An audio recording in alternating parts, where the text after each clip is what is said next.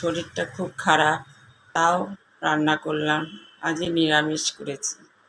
হাতে ব্যথা, হাত ফুলে গেছে, এই হবে, তা নাহলে উপায় নেই।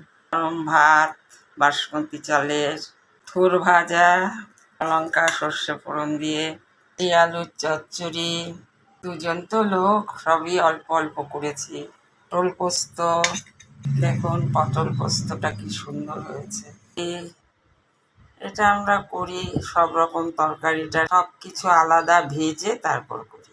টক ডাল, আম দিয়ে তেজপাতে খাই, আলু ভাজা, এর মেনু।